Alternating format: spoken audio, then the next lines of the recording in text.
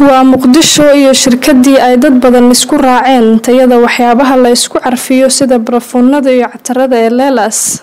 maalmo ka hor ayaa si rasmi ah xariga looga jaray iridda xaruntan ganacsi ee Leelaas, wakiilna Soomaaliya oo ka noqonaysa shirkadda caalamiga ah ee Leelaas oo in ka badan 100 wadan ku leh xarumo.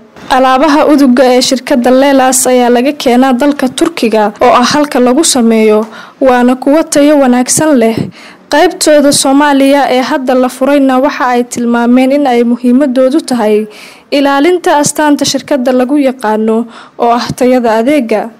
Caasho Cabdiraxmaan Xaashi oo kamid ah mas'uuliyiinta xarunta Leelaas ee Muqdisho ayaa warbaahinta galganacsi la hadashay. Shaqaas u keeno productigeena markuu ka dhamaado in aad heli kartid fariinta u diray macaamiisha waxa waaye in si hufan ugu shaqeyn doono marka meesha noogu imaadaan ayagoo guryahooda joogan loo shaqeynayo gobolada meel walba ina gaarsiinayno productigeena ku soo dhawaada mar walba. Leelaas oo ah shirkad caalami ah waxaa jira dad Soomaaliyeed oo waayihii dambe baraha bulshada ku sheegay in Soomaaliya looga baahan yahay iyaga oo u sababeynaya baahida gudaha dalka looga qabay waxyaabaha carafta laga doono oo tayo leh. waxaa horey loogu daalay barafuun caraftiisu ku lumayso daqiiqado markii ay dadku isticmaalaan cataro iyo kareemo kamid ah.